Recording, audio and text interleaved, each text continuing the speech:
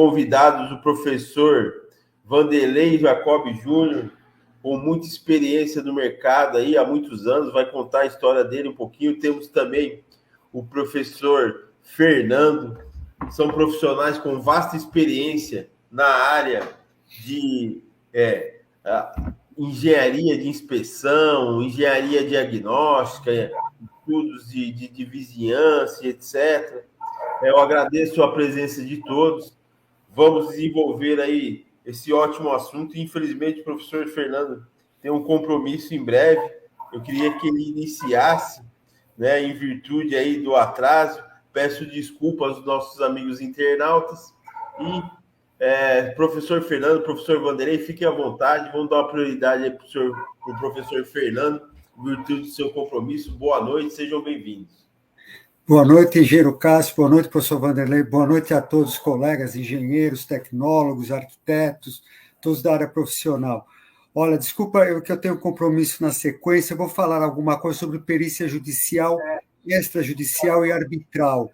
É uma área que tem muita demanda de serviço e poucos profissionais, é uma área extremamente interessante. Olha, para vocês terem uma ideia, eu estou nessa área desde 1997 e eu sempre utilizei minha casa como escritório. Eu praticamente não preciso locar um imóvel para ter um escritório. Então, hoje, como nós estamos em home office, é o ideal. Você não gasta com imóvel, com nada. Você pode trabalhar na sua casa, fazer os laudos técnicos, fazer as inserções dos laudos no sistema do Tribunal de Justiça, por exemplo, como perito judicial. Então, uma coisa realmente, você tem um custo baixo e uma demanda de serviço alta e tem poucos profissionais na área. Isso é que eu chamo a atenção de vocês, tá certo?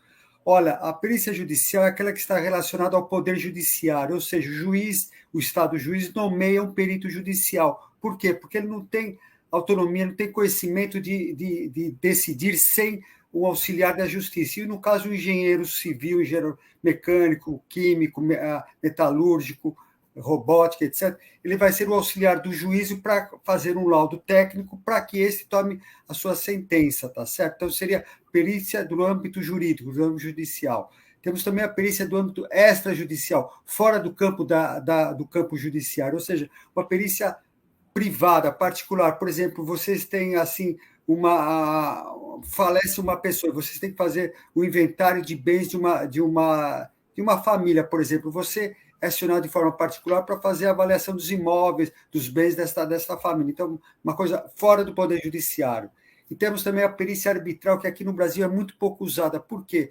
Porque o brasileiro ainda tem esse ranço contra a arbitragem. A arbitragem é uma justiça particular, que é muito mais célere que a Justiça do Estado. Você sabe que a Justiça do Estado se vai para o STF, STJ, pode durar até 20 anos para ser decidido. Enquanto que a arbitral é uma justiça particular, onde você coloca uma câmara arbitral ou um árbitro, não um árbitro de futebol, um árbitro de acordo com a câmara arbitral, para decidir a sua sentença, para decidir a sua lide. E a sentença arbitral tem o poder de ser uma sentença judiciária também. Só que aqui no Brasil não tem ainda campo, porque o brasileiro ainda não confia na arbitragem. A arbitragem é muito utilizada no comércio internacional, nos países que fazem comércio internacional. O Brasil, por exemplo, Brasil e Portugal, por exemplo, tem uma lide de algum problema comercial. Então, uma câmara arbitral de arbitragem vai decidir aquela lide. Aquela lide vai ser decidida de forma muito mais rápida do que se fosse por um poder judiciário.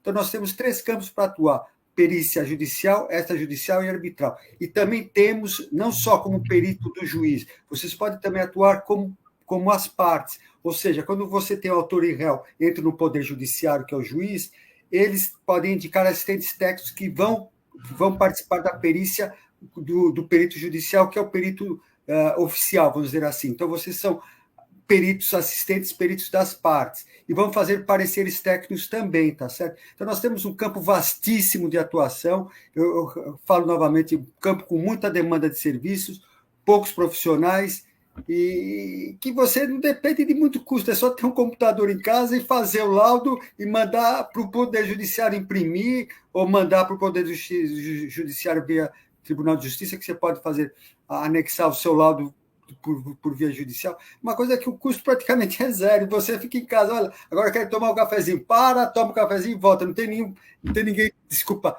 algum chefe, pô, você não fez isso? Não, você tem o teu horário, você quer trabalhar da 1 da manhã às 5 da manhã, beleza, quero fazer. Eu fazia muito laudo de madrugada quando eu era mais jovem. Agora você vai ficando mais velho, vai cansando. Eu acordava 1 hora da manhã, 3 horas já fazia o meu laudo, já mandava, cara. Então é E uma com coisa uma assim. vantagem, né, professor? Como, Tem a cara? vantagem também, assim, sempre tem que estar estudando, né? Porque hoje as engenharias, elas necessitam dessa atualização, até por causa das tecnologias, onde fizemos aí a pós-graduação em tecnologia da engenharia, né, professor? E a Isso. arbitragem realmente é uma coisa célere, muito rápida e com uma vantagem. A arbitragem nas engenharias ela é feita por engenheiros. Então, são pessoas que, né, geralmente entendem daquela área e que não que elas vão ter partido em alguma situação, pois tem que ser idôneas e imparciais, mas sabendo do assunto que vão tratar, né, professor? Com certeza. Outra colocação que eu gostaria de fazer também é a perícia grafotécnica. É uma coisa que tem pouquíssimos profissionais e muito trabalho. Por quê? Por exemplo, testamentos que são falsificados, documentos falsificados, quem faz é o perito grafotécnico. Então, é uma Olha que perícia que tem interessante. pouquíssimos. Mas, olha, eu conheço 2 pessoas, duas. São Em peritos âmbito grafotécnicos que só fazem nacional. isso. Ganham É. bem, ganham bem. Eu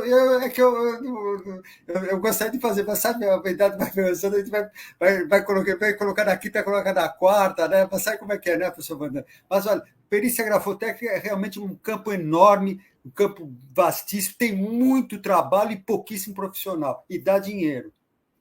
Que bacana. Professor Vanderlei, deu sua boa noite aí, dá um alô. O professor Fernando, infelizmente, a gente está aí bem em cima. Fica à vontade, Boa professor. noite, boa noite. Tá. Fernando, professor Fernando, advogado, engenheiro, é um prazer, é uma honra estar aqui participando de vocês nessa live.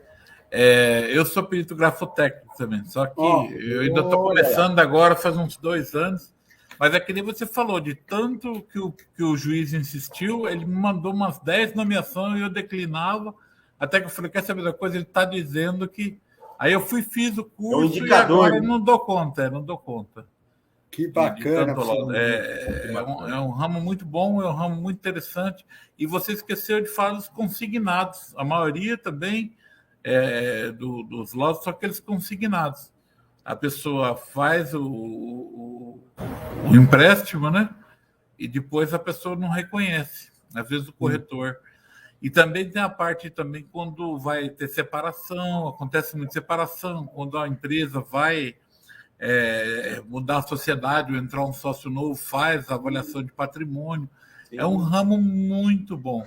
E do mesmo jeito que você também, eu também trabalho à noite, eu gosto, é tranquilo, a gente pode trabalhar em casa, a gente é bem remunerado, a gente é bem recompensado, né? O pessoal tem os clientes têm uma gratidão muito grande, porque a gente está sempre ali a posto na hora de um problema, né? De um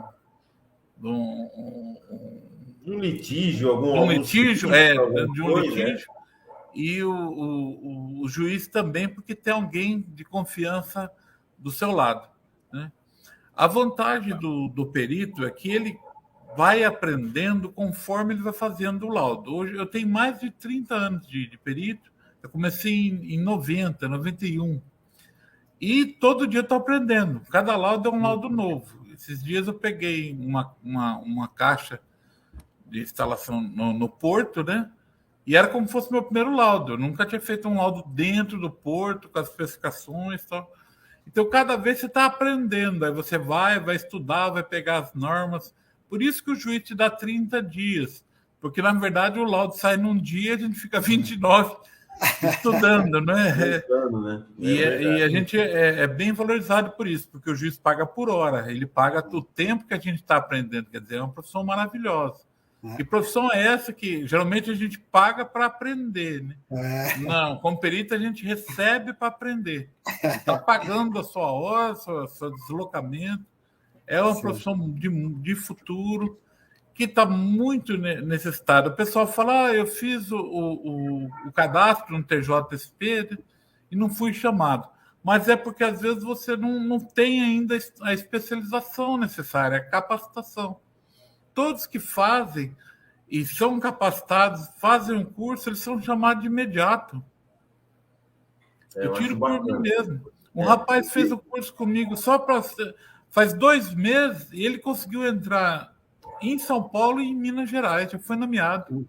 Que bacana. E fora essa também, né, como o professor Fernando também comentou, tem os assistentes técnicos que não deixam de ser peritos, mas que estão entre as partes. Por exemplo, como dissemos, um condomínio está com um problema, um síndico precisa... estou vendo que tem, né, algumas situações em que eu desconheço, mas que, obviamente, tem alguma situação que ele tenha dúvida,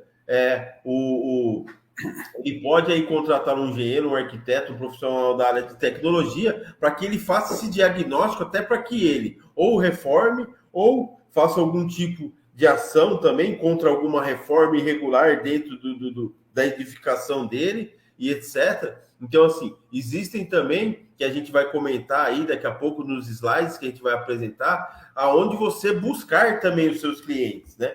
Que tem uma vasta gama. Como disse aí o professor Fernando, como disse o professor Vanderlei, a gama é muito alta. E o investimento uma sala, uma mesa, um computador, que não precisa ser uma coisa alugada, não precisa ser nada.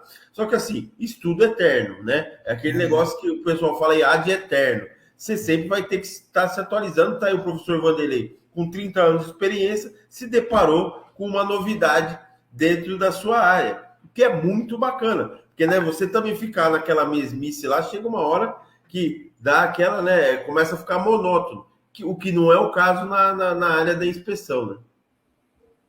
Engenheiro Cássio, professor Vanderlei, eu gostaria de pedir desculpa aos colegas que eu tenho que realmente sair, tá bom? Eu gostaria muito de poder continuar. Contem comigo, por favor. Se quiser, eu posso deixar o meu site aí, o Cássio pode passar. E, pessoal, façam esse curso que realmente vale a pena, viu?